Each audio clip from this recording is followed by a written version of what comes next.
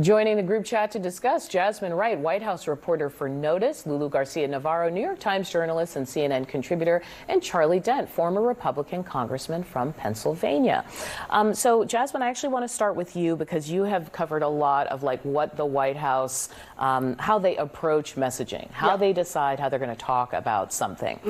Can you talk about what the thinking is with this, where they just kind of say "welp" in the face of this public reaction that says, hey, it's common sense that you should be able to fix what was considered a mistake? Sure.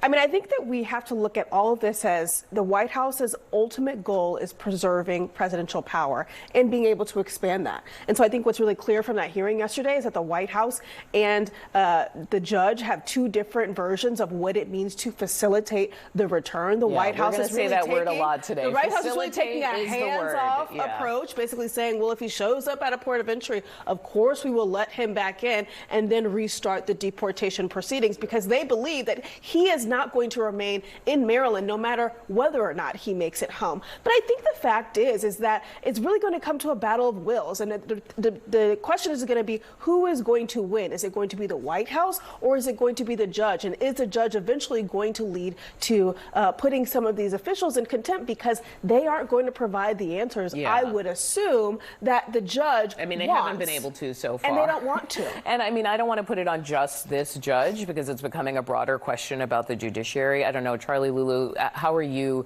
kind of hearing how this case is starting to play out? Because obviously the judge in this case is starting to lose a little bit of patience, right? She's like, I want to know everything about the decision making here. Listen, the White House views this as a messaging issue, but this is much broader than that. First of all, they keep on saying that he is a criminal, a gang member. They've provided absolutely zero proof, not only to reporters, to the public, but actually in the courts, they have not been able to show any evidence that this man is who they say that he is. Secondly, this should worry everyone when one thing is deporting someone from this country and saying we don't want them here. Another thing is putting them in a maximum security prison in a foreign country that is deemed for some of the most violent offenders. There has been no proof that this man deserves to be in any kind of prison-like facility. So this is less about immigration, which is actually the kind of terrain that the government wants to argue on. This is actually about what is the rule of law in this country and should the federal government follow it. Okay, Charlie Dent. So what I'm hearing here is it's about presidential power. What I'm hearing here is it's about rule of law. And then I want to add to this Democratic Representative Maxwell Frost. Here's how he talked about it.